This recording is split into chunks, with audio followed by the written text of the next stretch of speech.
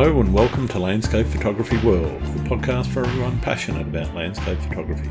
I'm Grant Swinburne. I'll be hosting this show, talking to landscape photographers about their motivations, likes and dislikes. Reid shares his journey in photography, starting from a simple iPhone camera during an unforgettable trip to the US to his progression through various models.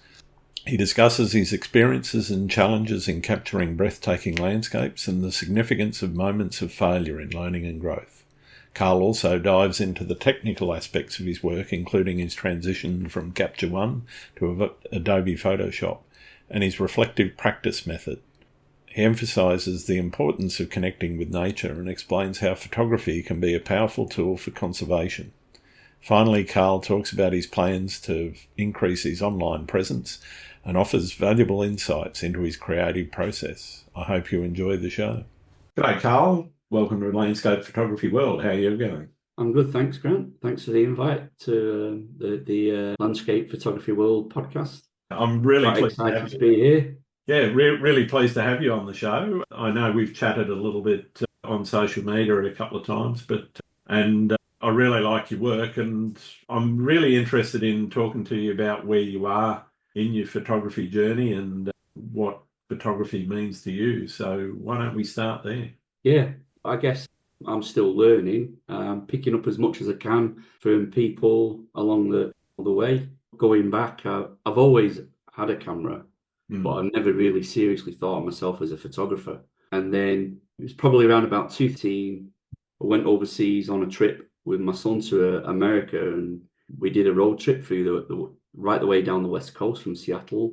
But first off, we kicked off and we went up to Alaska first for a week, and then back to Vancouver, then Seattle, and then we got the car, and then we drove all the way back down to X. Nice. But mainly most of the big national parks over there, the big ticket items, really. When we went, I just had the iPhone. Right, okay. And whilst I was there, the scenery over there is just mind-blowing. Yeah. And I've always had a connection to some of the places there, even though I hadn't actually been. It was quite spiritual for me when I got to Yosemite. Yeah. Because when I was younger, I used to do a lot of rock climbing. Okay. Yeah, so when I got there, I just knew it like the back of my hand, even though I'd never actually been, set foot in the place. I knew El Capitan because I know the routes that climbing up there. Some of my friends had been over when they were younger, probably still going now, actually. Some of my friends are still climbing. But Cathedral Spires, Sentinel Rock, the Royal Arches, Half Dome. It was great. It was really good. And I was just thinking, why didn't I bring a camera? And so that's where it started, really. Right, okay. I came back and that was the first thing I thought about. And obviously things had moved on. DSLRs were being replaced by mirrorless. And so I had what do I do? And Sure. From my background, my first camera that I used for climbing was a little Pentax Auto 110. Okay, yeah. With interchangeable lenses. Yeah. And it was tiny. It was actually, at one point, it was the world's smallest DSLR camera. Yeah. And because it could just fit in a chest pocket when you're climbing and you're on a route, it's ideal, yeah. You could just pull it out and just take a couple of quick pictures of your friend if he was above you or below you. So it was ideal. It was great. And I had a zoom lens and a wide angle lens and then just a standard lens. So that's where it started. But obviously with it being a full auto and with it being the 110, there's a lot of disappointment. Yeah, fair enough. So then I got a Pentax 35mm. It was a bit bigger, it was a bit awkward, so I didn't really use it, and so it was just generally used for the family. Then I just made some notes. After that, I got a Sony Cybershot. Okay, yep. Which I actually charged up today, still working. Wow. And 5 meg. I mean, at the time, it's quite an expensive camera, even though it's only little. Yeah. It's so good, that camera. Photographs that I've got with it. Say the resolution is not... At the time, in 2004, I got it. When we first emigrated to Australia. Okay. We've been here 20 years. 2 days ago was our anniversary. Oh, congratulations. Yeah.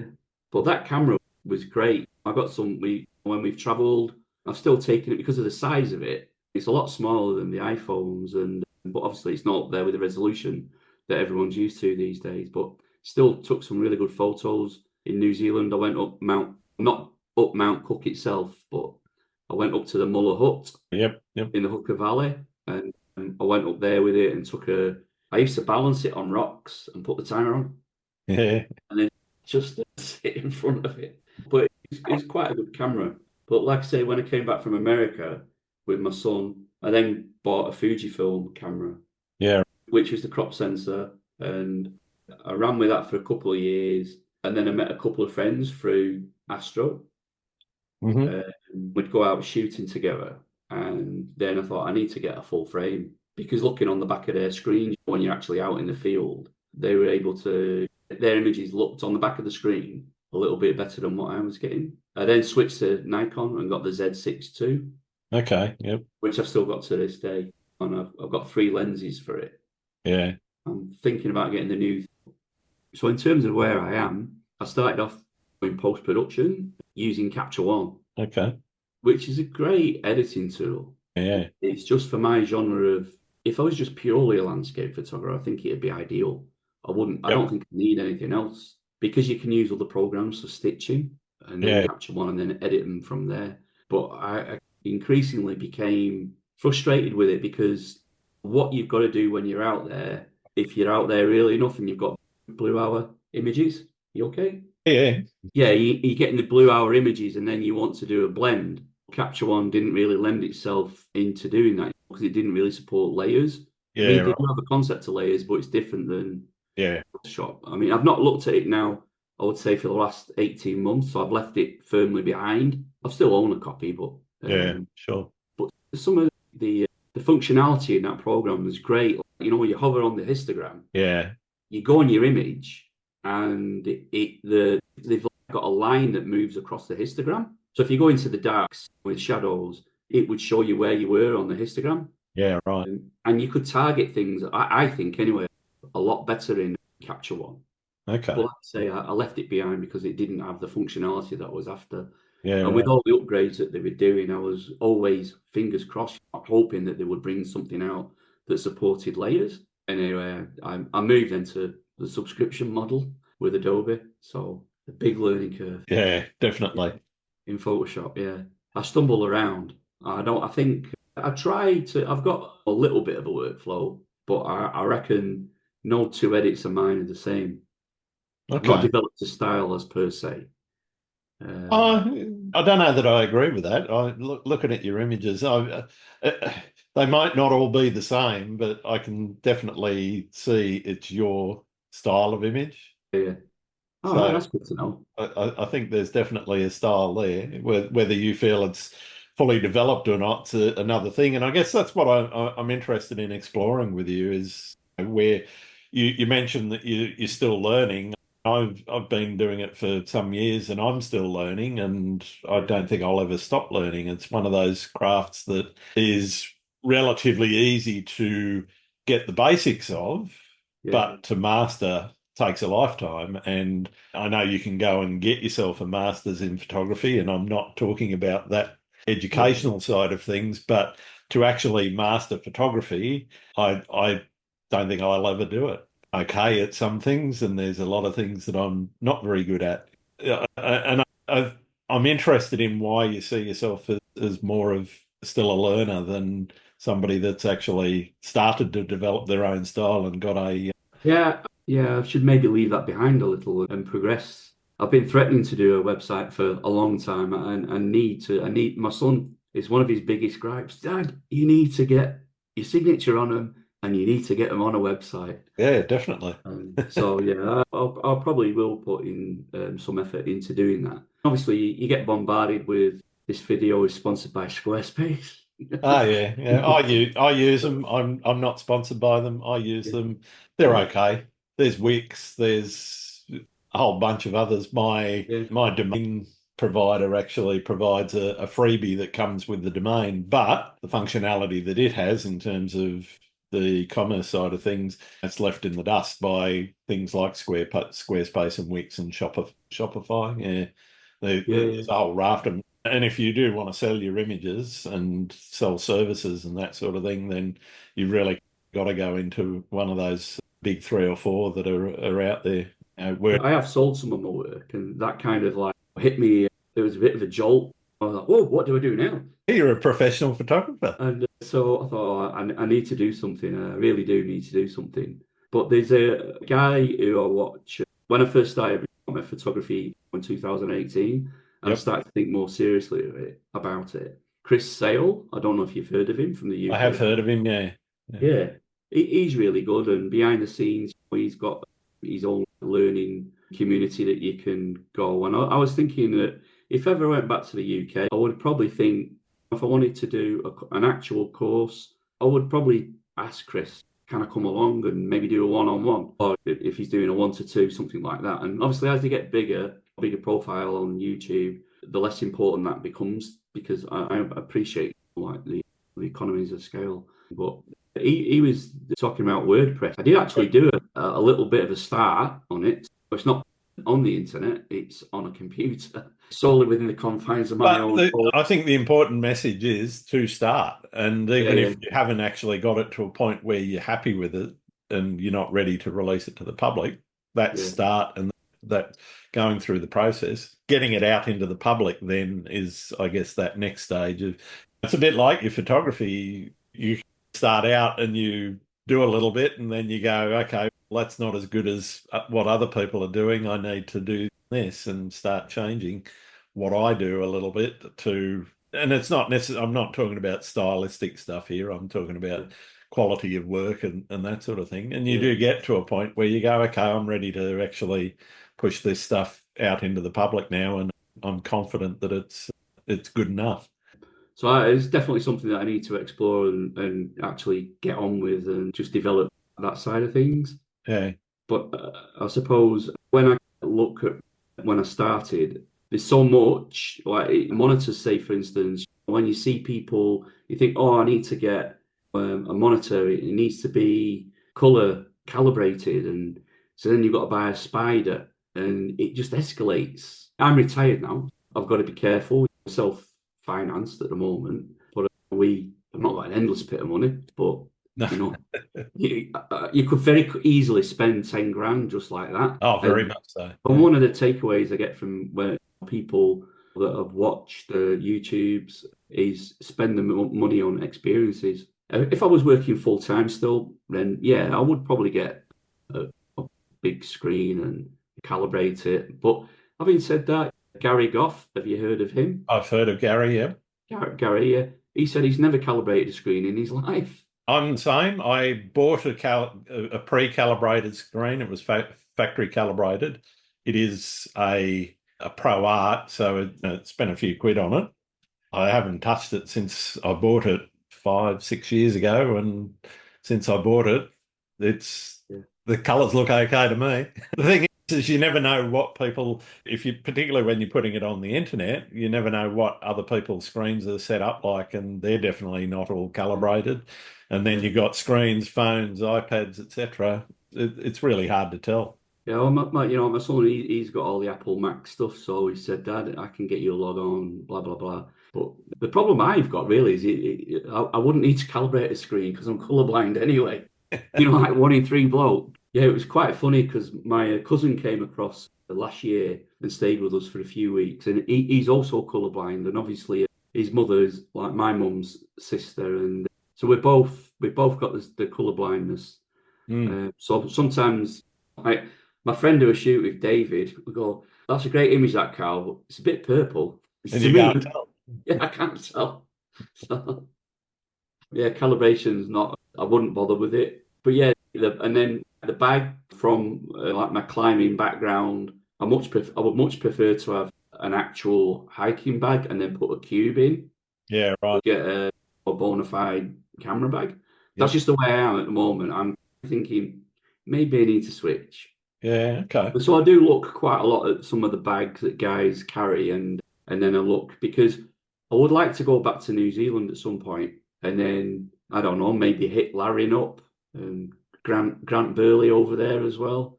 Yeah, Got in touch with those guys because I think this Astro community is great. yeah, It's definitely. so supportive for the genre of photography.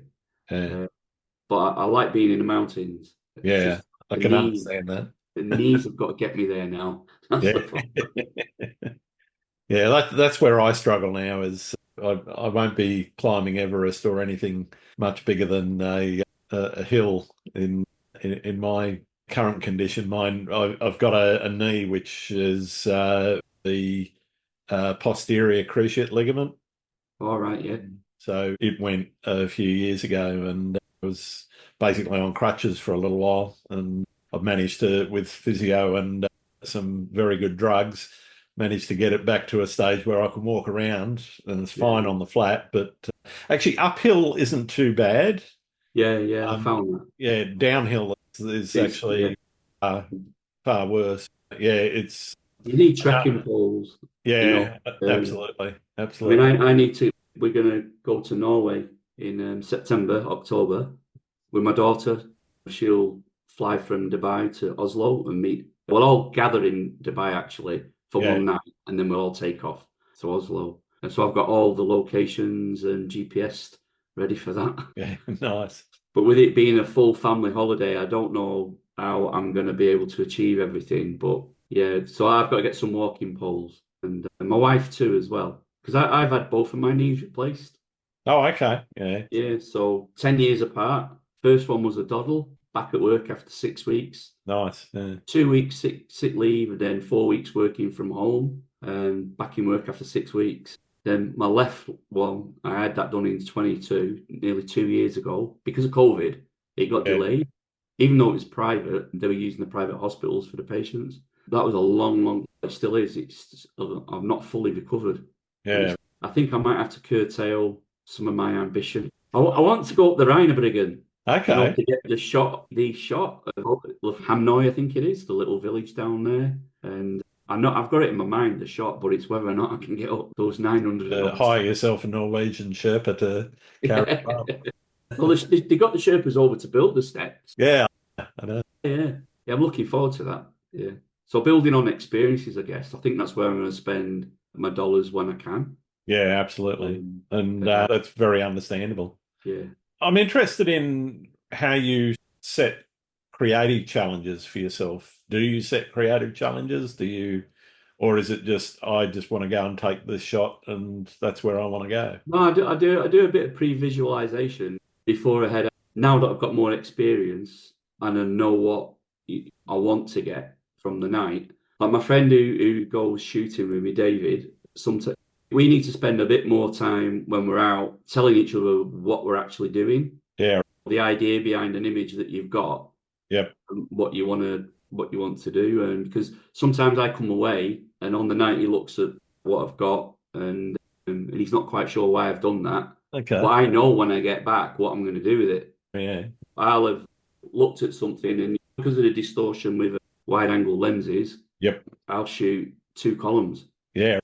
Yeah, rather than just one frame, Yeah. I'll do two columns or maybe sometimes three, and then Right. go from there. And quite often I'll do it in landscape orientation rather than portrait, Yeah. Okay. just to get on top of that distortion. Doesn't always work. That's what I have in mind. And then recently, like I say, I made the switch to Photoshop. Yep. And I, like I say, stumbling my way through that. But I have found some little nuggets for things, and I guess one of them is to do with blending. The area where the horizon meets the sky. Mm-hmm. Quite often, sometimes when you look at other people's images, you can see sometimes that, oh, the blend is not quite right. So what I tend to do is take two images, Yeah. Right. same tripod position before I have a geared head. Yeah. And I take two shots in the same position, one for the foreground and then one that's tracked, and then move the camera up to take the sky and then go from there. And then those two images, that's my first frame. I'll take them into Photoshop and then blend them, which is great because the way that I do the blend is I'll just align the two images like you would if you were, say, like focus stacking.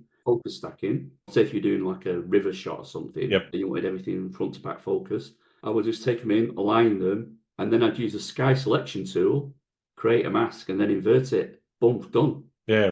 It's really easy. Yeah. I find that part.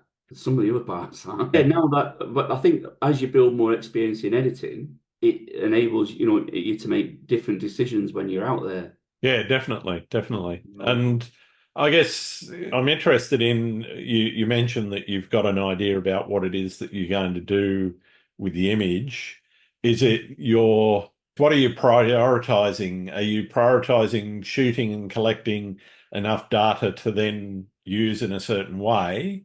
Or is the way that you want to edit dictating what it is that you're shooting? I guess it's like a combination of both, really. My wife was a midwife, so she had to do a lot of reflective practice, Yep. and I took that on board myself, and I've used that in my photography. So when I come back from a shoot, I quite often sit down and reflect on what I did on the night. Yeah, right. So it helps me the next time that I go out. And obviously, because it can get quite late when you're out there in the dark, you do become fatigued. Yeah, And definitely. so you've gone out with an idea to do something, but you've come back and you've not executed it. But that's just fatigue. Yeah, I had that last month when I went up to the Pinnacles. Yep. That's a 2 hour drive both ways. So Yeah. you've got to set aside 4 hours just for driving alone. Unless you stay up there at Lancelin or Yeah, you could do. Yeah, but it's not that far. It's yeah. achievable as a drive. I got to say, I did that the last time I was in WA. Actually, went and shot the Pinnacles at night, and also first thing in the morning. We actually stayed there in the caravan park at Lancelin, and we stayed in a cabin. Didn't have a caravan to tow around at the time. I've now got a motorhome, but yeah, just found it really handy because it's 5 minutes up the road, and you're there, and you can then spend all night if you want, or get there at whatever crazy hour of the morning. The Yeah. morning I got there, it was actually covered in fog, so it was really Oh, interesting to yeah, see. yeah. Yeah, It's quite a difficult place to shoot, really. it is. It can be really hard. The colour of that sand, in combination with the pinnacles themselves. Yeah, We've gone up there for Blue Hour to take all our Blue Hour images, and then the blending was a nightmare. It was an absolute nightmare because the colours, you just couldn't match them. no, You no. know, it was really And as difficult. the light changes on them as well, they colours both on the pinnacles themselves and the Yeah, sand changes quite a bit. It's yeah. amazing. So when I travel, most of it is around the new moon. So I'm going up north. When I say up north, I've not done a great deal up north really. I've been up to Broome and the Kimberley. Fortunate that I've got a really good friend who lives up there, Jim, Oh, and he lets us stay with him. And he actually drove us halfway to Derby. oh wow. Yeah, I have to get used to saying that because we would say Derby. So anyway, he drove us to Derby, and we went scouting the day before for boab trees, All right. Yep. and I got this image of the boab tree with a Milky Way behind it, Yeah, no. and I really pushed the boat and pushed the friendship. Yeah. Stayed in the car, and I was out in the bush, and there were dingoes knocking about.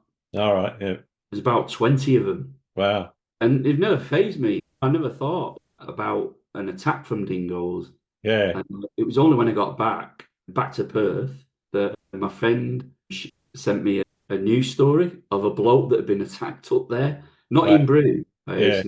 but it was near Carragini National Park, All right. Yep. Yep. which you will have heard of. But there's been a number of attacks there by dingoes. Yeah. Wow. I've I heard think, about the ones up on Fraser quite a bit, but don't hear too much about the ones over in WA. yeah, a lot of it's been to do with children.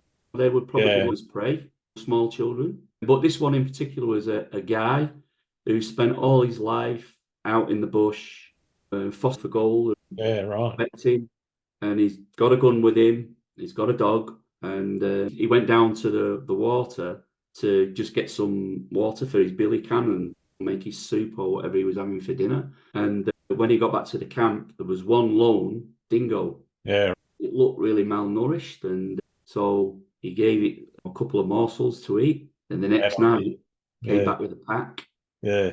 and attacked him. Wow. He had to drop four of them, so he killed four. But I didn't know any of this. When I was under the boab tree, I could hear them. Yeah, of course, like the big bulls that they have up there as well. You know, Yeah. They. yeah, whoa, they're huge. But I was so pleased that I managed to get those images. Yeah. Yeah. I don't think my friend, I needed to buy a few beers for the Yeah. rest of the holiday. But a big thanks really to him and his partner Helen. I wouldn't have got that image without them. Yeah, and it was right on the top of my list because it's such an icon of Western Australia. absolutely. Yeah. Do you have them over east? You get them up in Queensland a bit. Not too many. There might be a few in northern New South Wales, maybe up towards Lightning Ridge or something like that, right up near the Queensland border. But mostly you'll see them over here. It'll be up in North Queensland somewhere, northwest Queensland, rather than you don't see them obviously up the coast much at all. They're mostly an arid sort of landscape tree. There's plenty Yeah, of arid landscape there. Yeah. yeah. The landscape up there was great in the Kimberley, like the savannas. Yeah. Oh, And you get really good sunsets and yeah, sunrises. I think sometimes it just has certain times of the year you just get that nice light that you don't really see anywhere else.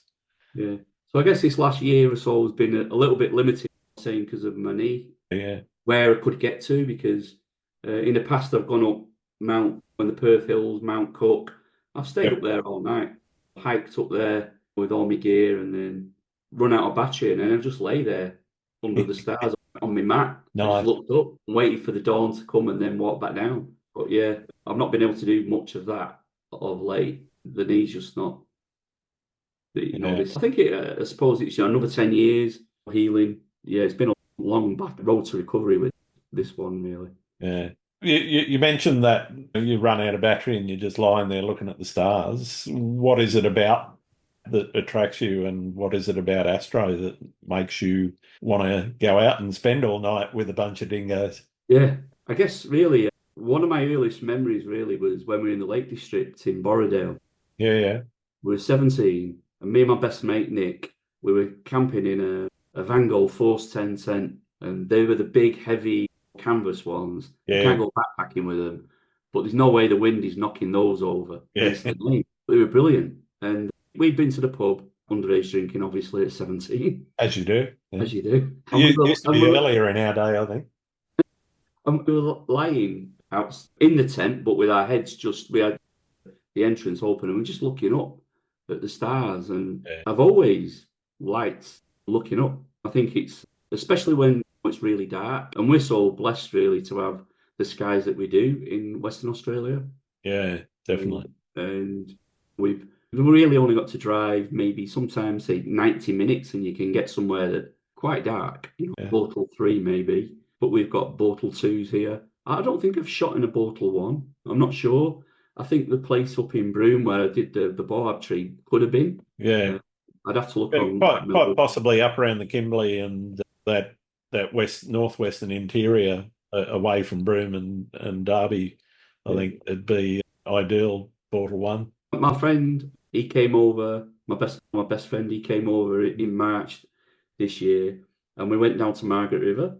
We rented a house when we were down there, and I took him out because he's seen some of the images that I've got, and he's a radiographer. Okay, yeah, That's what he does now. So he works with images all day long and of a different sort. And he came out with me, and he absolutely loved it. And he said that to me. Do you remember when we were in Borrowdale when we were 17? And these are things that bind you together, yeah, and I think definitely. it's that connection with the landscape, with me anyway, that because I love the natural world, and because of my affinity with, like, when I was younger, climbing the rock, I just look at the different colours that you can get, especially like sometimes when it rains, the Mm. way that, like, the water we've had a lot of rain over here this last week or so, and I believe the waterfalls are pumping. I've not been to any yet, but the rock looks great. It just Absolutely. changes. The colour change is just immense.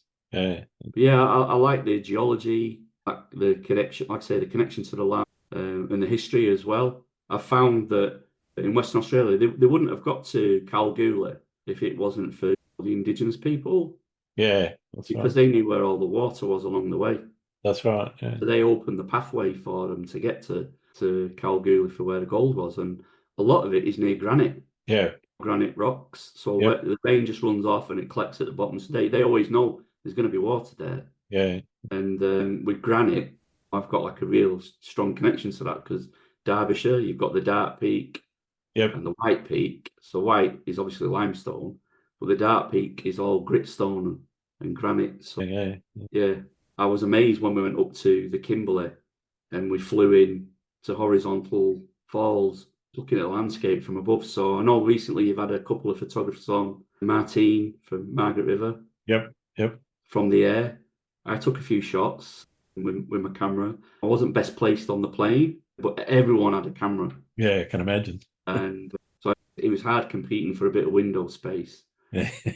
But yeah, it was. I hadn't gone up there with that in mind, but I just took the camera along. Yeah, yeah. But the rocks up there are just unbelievable. The way that the earth has moved and the plates. And then I've actually had some grief as well on some Yeah. comment once because you read about the area where you're going and like Margaret River, Yep. that part, it changes, Yeah. from limestone to granite at a certain point. And I'd written that this part of Western Australia was once joined to India. Oh, okay. And someone said, no one ever goes on about New Zealand, on the east coast of Australia. And I'm thinking, oh, I didn't bargain for that. What do we do here? Like I say, that was because in a few places, they've got a few little plaques that say this was part of Gondwana. Well, yeah, Yeah, we're an island off the coast of Antarctica, if you like. yeah, yeah. But when I went down to see Mags with my friend in March, we went for a really long walk along the coast to coast path. Yep. To Conto's campground, and my wife picked us up from there when we'd finished our hike. But some of the boulders that are down by the water, unbelievable colours. Yeah. For someone that's colourblind. I can see the colour. I know the colours are there. I just can't say that is green, say, for instance. So my mate, he was chuckling away at that. Yeah, I like to say, I like that kind of connection with the natural landscape. And I'd love to get over to Queensland at some point. Yeah. The Glasshouse Mountains. Yeah, there's gorgeous landscapes up there. The wife and I spent about a month. Didn't go up any further. I have been to Cairns and Townsville before, but didn't go up any further than Bowen this time. But Bowen, you don't see a lot of shots around Bowen, and just the granite boulders there, just around the point. I forget the name of the point, but someone will probably be shouting at their podcast headphones, telling me what it is. But just amazing looking granite, beautiful oranges and browns and reds, and just tumbling down into the sea, and just the shapes are just incredible. And yeah, I could have spent a whole month just at that one spot. We didn't. I could very easily have spent a month just exploring a tiny segment of that bit of the coast. Yeah, I need to do the coastline here. It's all limestone, Yeah. and there's some. I only live 500 meters from the beach, Yeah. so I can hear it.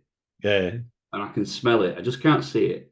Yeah. But I've not got far to walk. Nice. It is so sharp. You could really do yourself a serious injury down there. Yeah, definitely. Yeah. The beach is great with the winter, but it takes all the sand away. Yeah, right. Then it becomes quite tricky to get along the beach. And I've seen even younger people have to turn back, because you can't get to where you want to go to because it's just too tricky and it's so sharp, razor sharp. But it's really interesting, the shapes that are down there, because it is limestone. We get a lot of there must have been blowholes in the past.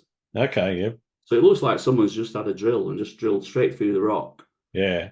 About, say, 20 mil in diameter, and 20 centimeters rather, in quite a large hole, but they're smooth as. Yeah. And the colour, when a wave hits, if it's, say, the tide's coming in, and it would be dry, but then as a wave comes in and splashes over it, the colour change is unbelievable. Yeah. But I do find it quite a bit of a challenge going down there because it's a dog beach. Yeah, right. He loves it down there. Yeah. You get a tripod and dogs. Yeah, they're not fun. Doesn't mix too well. No. Most of the dogs down there are friendly when they come up, and they're inquisitive. They want to see what you're doing. Yeah, they want to have a sniff around and see if you're friendly. Yeah. I should try and get down more often. I haven't had one knocked over by a dog yet, but I've been in a couple of times where they come up and you go, I'm going to hang on to the tripod and make sure it doesn't get knocked over here. Yeah. Especially if you've got filters on. Oh, yeah, definitely. Yeah, because That's at least a grand's worth of glass there. Yeah, that's right. Yeah. So what does success look like for you? Where are you going to say to yourself, yeah, I am a photographer, I'm a pretty damn good one, and I feel successful? That's a tricky one for me. I suppose I think coming away happy really with a day's shoot. For Yeah, me, that is success. I was a little bit frustrated when I got back from the pinnacle, because sometimes you just get too carried away, you get excited, yep, and it was a first quarter moon when I went, yep, and I still decided I'm going to go because it was clear, and I knew what was coming weather-wise, and I'm glad that I did because we've had nothing since yeah, Astro really, and so I think the moon went down about 12:30 that night, so I knew it was going to be quite a long one. But with the moon shots, when the moon was still up in the sky, I made the mistake of getting too close to some of the pinnacles, and at the hyperfocal distance, yeah, yep, I should have just stepped back, maybe just another half meter. yeah, So some of the on small screens, iPhones, it's going to look okay, but yeah, I know myself on the big screen, I missed it.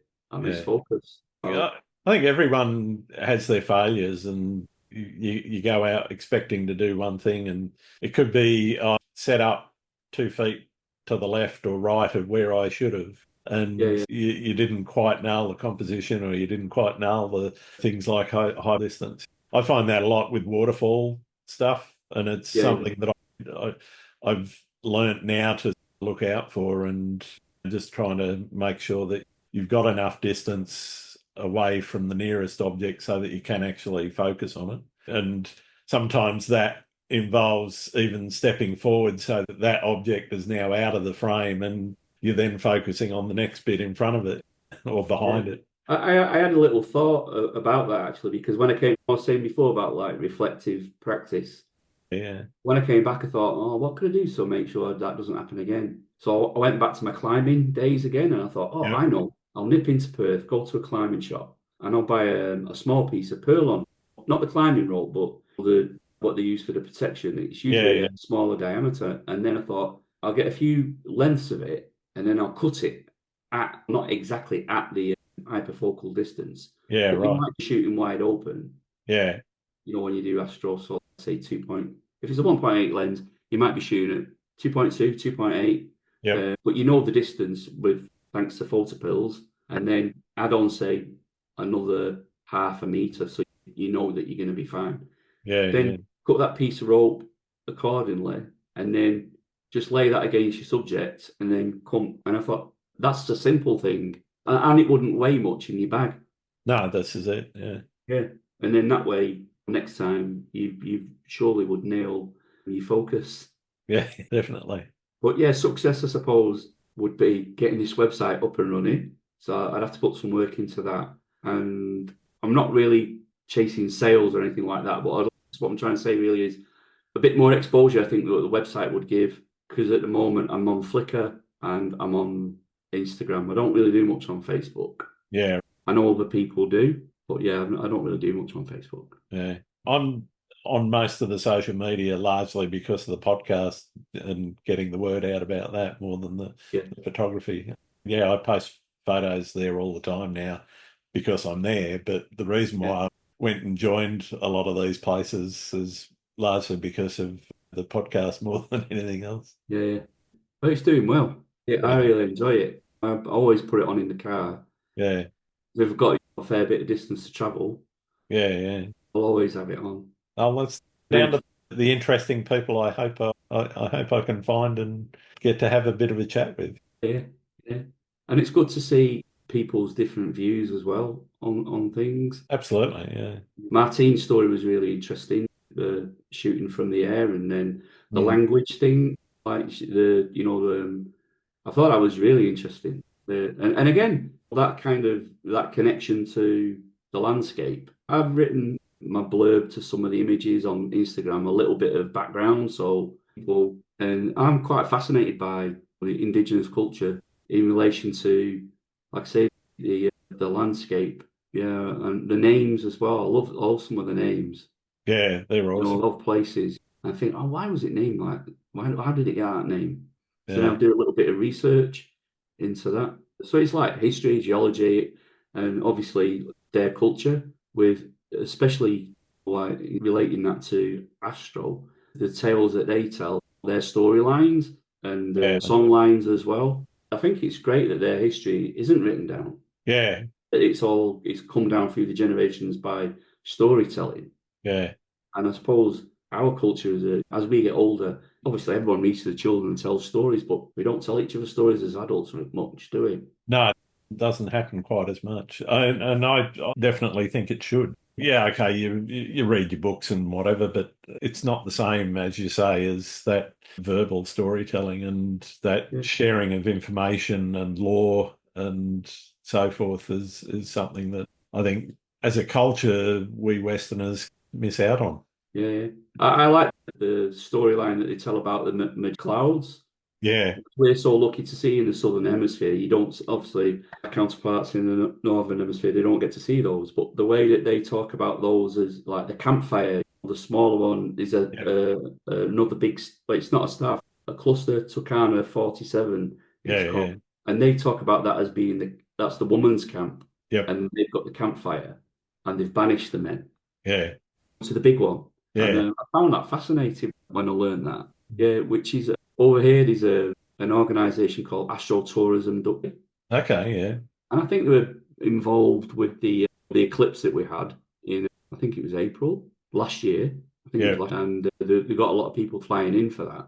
But they on their website, I think you can read about some of these things, the indigenous stories behind, like the rising emu, for instance. The yeah, definitely. I Yeah. love that. I think because when you see it, What gets me about that is the position of it indicates the various seasons, obviously, and they repeat every year. And yeah, so yeah. now's the time for this particular bush to be in season, and you can go and get whatever the fruit is, or the roots, or whatever it is from that particular bush or this particular tree. And they know basically by the position of the emu as Yeah, to when to go and get particular types of food. yeah, yeah. It's great. I love it. Yeah. Yeah, Fascinating. yeah. You have a favourite spot that just keeps calling you back? There's so much of Western Australia I've not seen, so that's quite a difficult one, really. Calling me back. I guess not. I don't really have any. When I went to the Pinnacles last month, it was the first time I've been in 2 years. Last time I went, I got COVID. That was eventful, and that I just. But it was really cold, and we camped out. There's a campsite up there, and we Yeah, camped out. It was very cold, and but it was just amazing, really. You know, I was saying before about the light and our blue hour trying to yeah, control that. We mm, were in t-shirts, and then the minute the sun went down, we didn't even have the heaters on the lenses, and the temperature just plummeted. And before we knew it, we had to stop and then wait for the lenses to defog. And then the next minute, we're in base layers, fleece jacket, hoodies, and then padded jackets. And then I think I even at that night, I think I even had like a wind shell on as well over the top of my duvet jacket. yeah, right. And by the time we got to bed, it was gone. It was gone 3:30, and we were camping. I think our neighbours weren't best pleased, but there you go. We were soon off in the morning anyway. We were gone by 8:30. We only had 5 hours, Kip. But I got back and I just thought, because it was so cold, I thought I've just picked up a cold. But it was in those days where we had to test ourselves. So Yeah, I right. tested myself, and sure enough, it came up and I had COVID. So that actually pushed my knee operation back by 6 weeks because the anaesthetists in Australia, the Royal College, Yep. dictated that because of your lungs could be affected Yeah. another 6 weeks before operation. I was due to have it in July, but I like the wheat belt. I Okay. just Yeah. love the feel. It's so vast, Yeah. and you get over the escarpment in Perth, and you go through the forests, and then it clears. Yeah. And it's Um, just plains. Yeah. yeah, yeah, yeah, and the light out there at times at sunset is incredible. Yeah. So I suppose, yeah, if I had to answer that, I'd say the wheat belt, anywhere in the wheat belt. Fair enough. Yeah, the gum. I just love the gum trees when they've got the afternoon sun, golden hour. I think they're just splendid. I just like the salmon pinks because I need to study the trees more.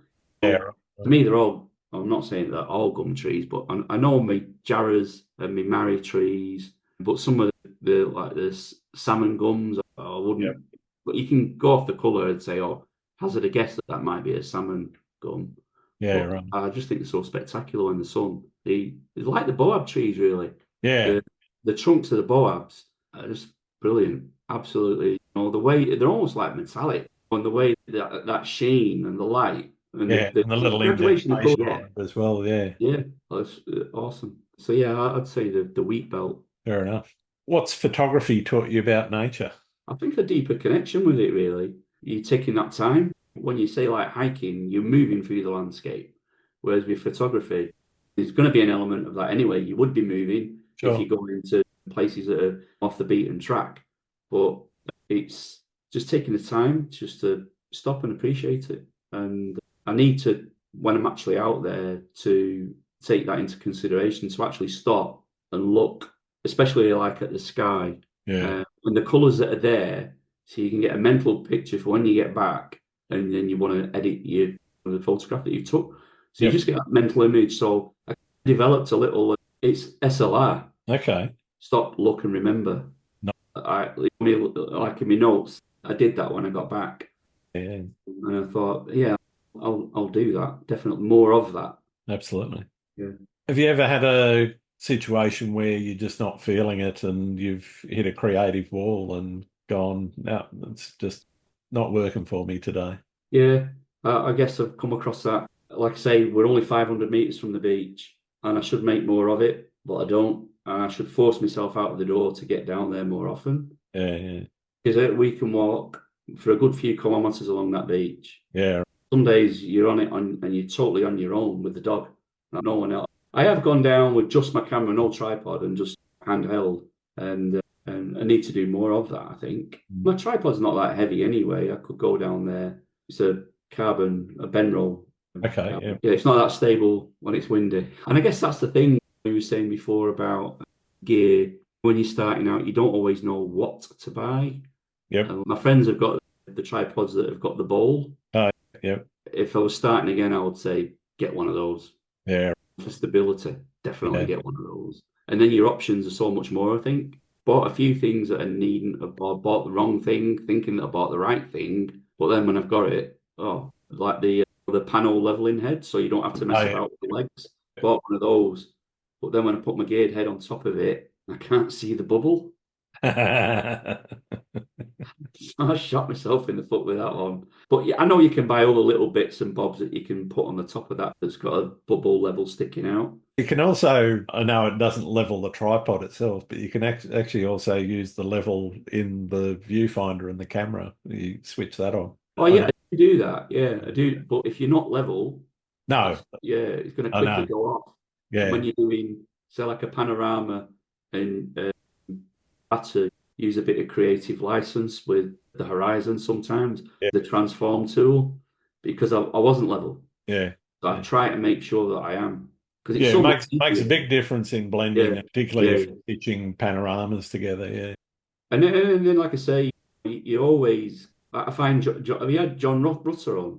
John No, Rutter? not yet. No. Yeah, he's a good bloke, very knowledgeable as well. And like I say, I do have things in notes that I might send an email to myself just so that when I get there where I'm going, I've got it and I can read it. And so, like this time of year now, the Milky Way is moving into the western sky, Yeah, right. so it's descending. So shoot up. Yeah, When it's rising, shoot down. So you've got yeah, to go up to the top of the sky and shoot down. yeah, Because if yeah, you don't, you end up getting star duplication. yeah, Which when you're stitching, you think, oh no, what's wrong with this? What have I done? And I found that when you're out and you're taking a panel, you start on the left and you shoot to the right, then I would move the ball head up a little bit or tilt head if I was using a tilt head. yeah, And then on the right hand side, I would then sweep back to the left. I found by the time you get back to the left, it was 20 minutes since the last time you were yeah. on that Oh, side. things rotated. Yeah, And yeah, it moves at 15 degrees an hour. So that's it. that's why Yeah, you get the star duplication.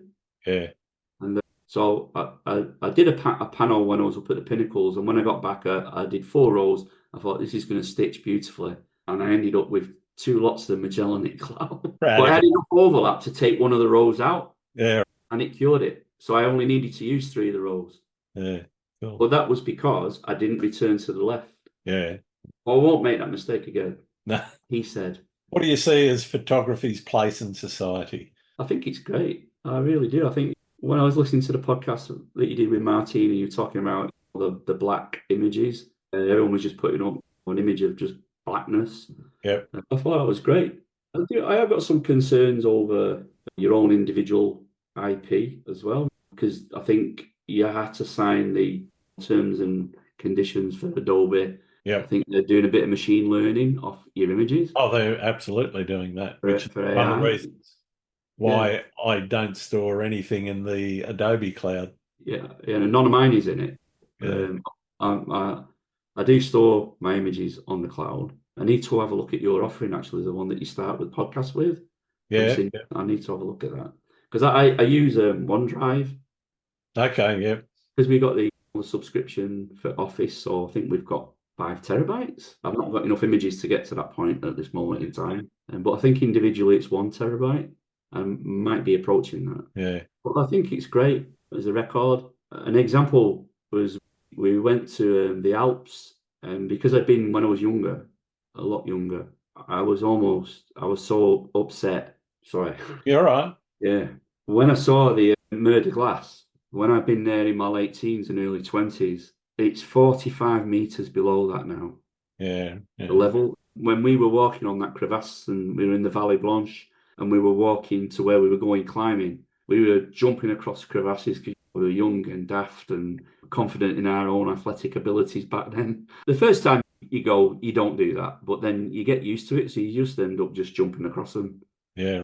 And Right. we were doing that. You've got your crampons on, you've got your ice axes, we are roped together, and but the level that I was walking on now, and obviously that volume of ice. So I've got photographs of it from when we went when we were younger, and that volume of ice that they've lost will never be there. And I No. think so. Photography's recording from a recording point of view of what the world was and what we're doing to it. I think is really important. Yeah. Absolutely. When these climate deniers say, "Nah, there's no," it's there to see. In Canada, I think they've had funerals for glaciers that have just completely gone. And the Tasman Lake, when I went to New Zealand, I found that out when we were there that it wasn't there 20 years ago. I don't think there was a Tasman Lake. No. It was just a glacier. Yeah. With a bit more than a trickle at times, but basically the startings of a river, Yeah, but there was no flowing out the terminal bottom. lake. There was no terminal lake, and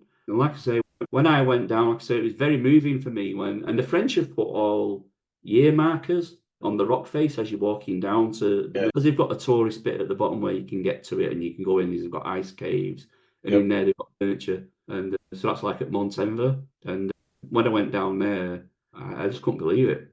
Yeah. Yeah, it really upset me. Yeah. I'm not Yeah. surprised. So I think photography from that point of view, really important I think it could be used as an instrument for change. Absolutely. Yeah. Over here at the moment, we've got the Northern Jarrah Forest, Yep. one of the big mining giants, South 32. They're going to destroy it. Yeah. That habitat, along with the habitat for the Carnaby's cockatoos, and I think it's the red tail. I'm not really a birder, but I really admire the guys who shoot birds. Yeah. They're just, I really admire their craft. Yeah. Absolutely. It's a Everyone, lot of patience, that. yeah, some of the images that they get, and there's a guy who he actually prints my work for me, Okay. Paul Jarvis. Okay. Yep. He's got his own print shop. Yeah. But yeah, they're gonna, so like with Instagram, the Western Forest Alliance, they're on there and they're encouraging people to appeal because the EPA, Environmental Protection Agency, I think they've rubber stamped it for them to go ahead. Yeah. Wow. And not only that, there's numbats there as well, which is ironically the state emblem for fauna in Yeah. this state. These 3 species of animals that could lose their habitat because these trees apparently they have to be in a bit of a dip for them to breed in. Yeah. The cockatoos, I can't remember exactly what they refer to it as, but they have to be in a little bit of a dip. They've identified that there's only so many of these trees that the cockatoos are in. Yeah. And I think if you like photography in that instance, I think help challenge some of the government organisations really that are in place. Yeah. We've got a department for bioconservation and attractions, so the mining company will obliterate the attraction, There's no biodiversity, and where's your conservation? Yeah, that's it. Yeah. It's Well, I think, and I was talking to Hans Strand recently, and he was talking obviously about some of the conservation work he's been involved in. But that's exactly what you said. You've got to put pressure on the politicians, and the way you do that is you bring public awareness about what's going on to the public, and you basically get them.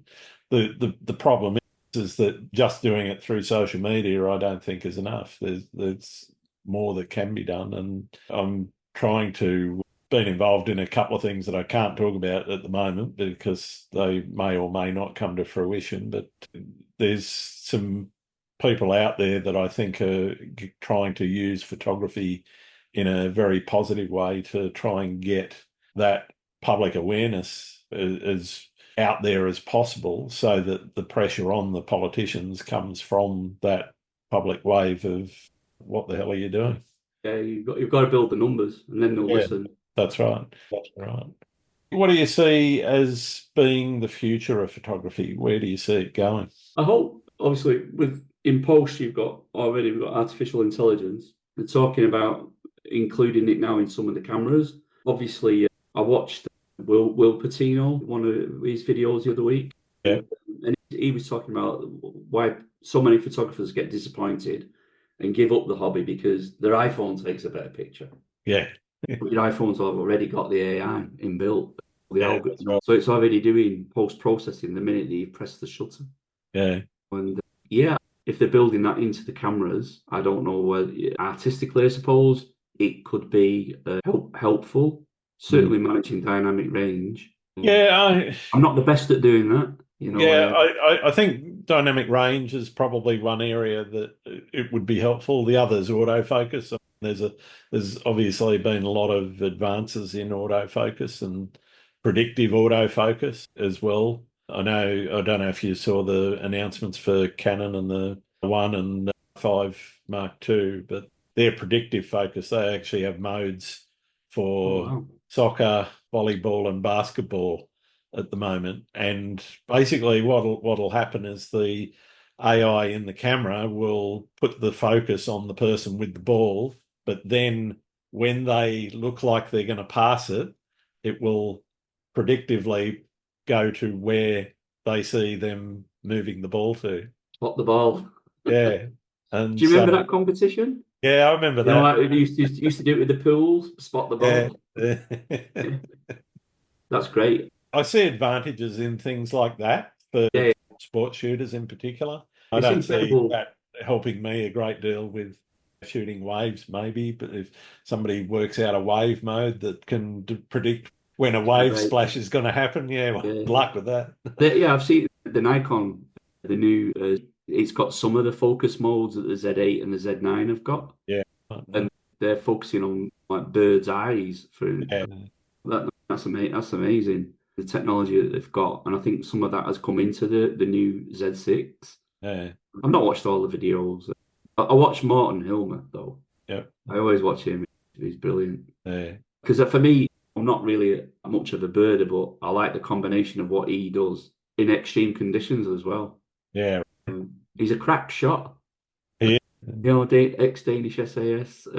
And yeah, I think I'd feel safe with him in Svalbard. Yeah, definitely. If I was going to go to Svalbard, I'd go with Morton. But yeah, he really does put a camera through its paces. Definitely. I think some of the conditions that he's put those cameras through, it definitely shows that manufacturers can actually build something like that. Yeah, absolutely. And it's not going to let him down in sub-zero temperatures, for instance. And Absolutely. he Yeah. still gets his shots of the muskox. Yep. Brilliant. Who do you think I should be talking to on the podcast? I think you've got to get Richard Tati on, I think, if he's... Fair enough. Yeah, Richard. He would be... I did make a list of this. Alex Nail. Yep. You know Alex? I haven't met I've him yet, but he's on my list, definitely. He's a fellow of the Royal Photographic Society. Yeah. And I've actually bought two of his books, linen bound, one for the Northwest and then the other one the Great Wilderness, which is northwest Scotland. They're both taken in northwest Scotland throughout the seasons. But his images in the winter of that landscape when it's got snow and at blue hour, they're just phenomenal. Yeah. And so Alex is, yeah, he would be a good one. Chris Sale, I mentioned Chris. I think Chris would be a good value. And then Rick Bebbington. No, can't say. He's a videographer behind Nigel Danson. Ah, okay. When he had a bad back, Yep. he couldn't carry anything. It was so bad. And so Rick did all the videoing for him. But he's actually a really good photographer in his own right. And he's just starting, well, I'm not saying starting out, but he's on, like me, I suppose, he's a lot further on than what I am because he's obviously got a YouTube channel, he's got his website, but he still regards himself partway on the journey. Yeah. He doesn't know where it's going to take him. And so I think Rick would be a good one. So those guys are like YouTube guys, more like local to W. Yeah. Trevor Dobson. Okay. Yep. He's just brilliant. His work is, I think he's like for me anyway, the best astrophotographer in WA. Yeah. And he's moved on to capturing HA images now. Hydrogen, Okay. after they get all the red. I actually managed to get some. Oh, wow. Okay. Obviously, I've not got any of the filters and my camera's not modified because you have to buy another camera for that. And maybe I get the Z6 III and get the other one done. Sneak it in. But yeah, when I was post-processing I've not posted the panel yet, but in the northern end of the Milky Way arc, where the Cygnus region is, which in the northern hemisphere, they get to see that quite a bit. Yeah. It comes up late for us, but there's a lot of hydrogen alpha there. And I was quite surprised that the amount of red that was, to me, it looks red. Yeah, right. I'd have to get someone to confirm. But yeah, Trevor, I would say, is a young photographer over here, Nathan Dobby. He's really good. Fantastic. He's got his own little fledgling YouTube channel. I would also say these are some people from overseas that I've met through this genre of photography. Arnaldo Zanoni. Okay. Yep. I think he heralds from Switzerland. And Ignacio Fernandez from Spain. So they get some, especially Arnaldo. He does a lot in the Alps. So he gets, like Larin in New Zealand, he gets over the mountains. Yep. For me, that's the ultimate mix. High altitude mountains with that for me would be brilliant. Nice. And then Jill Dayton, Tassie Apple Spice. Yep. She's prolific. Yeah, definitely. We've got another prolific for over here, Virat Shah. Okay, yeah. And Virat is just as prolific as Jill. But yeah, the amount of images that they get is unreal. Something to post pretty much every day, sometimes 2 or 3 times a day. I can't do that. I've not got enough images. No, I struggle to do it daily. Yeah. And then there's one more guy who heralds from Wales, Martin Evans, and he's a waterfall photographer. Yeah. And he uses that Orton effect. Yep. These images he manages to get the shutter speed perfect, and which is sometimes pretty tricky. I think you've got to judge the volume of water together with the shutter speed. And but when I was earlier on, I can't remember which photographer it was who said it. Limit yourself to a number of photos. So I did. When I got back, I was really disappointed. I thought, I'm not doing that again. Not when I've got a digital camera. That's it. Oh, yeah. Thank you for those. And then obviously my mate, David Verbosch. Okay, yeah. He's from Holland. He's just been on safari shooting wild dogs. And he did send me an image, a couple of images. So it looks like he had quite a successful safari and managed to get some leopards. And another animal, I'm not sure whether it was a mongoose. I'm not that well up on certain wildlife. I know what the wild dogs are like. Yeah. I really like them. Because they have that kind of the tail, a bit of extra fur on the end of the tail that bobs around as they're running along. And then I think Murray Wilkie, Scotland's Mountains. I love watching his stuff. Yeah. And he's primarily, I think he's more of a YouTuber, but he does take superb photographs as well. Oh, brilliant. Thank you for that. I've got one more question for you, and for many, it's the most important question I ask. Do you like pineapple on pizza? Oh, yes. Okay. Have you ever asked anyone what's the weirdest kind of pizza they've ever eaten? No, though. I think Michael Shainbloom mentioned doing peanut butter on pizza. We went over to watch the tour down under in Adelaide. Yeah. and we went to one of the little surrounding towns called Anguston. And I can't remember the name of the establishment, but it's in Angus. It's probably the only pizza guy in Anguston, and Vindaloo.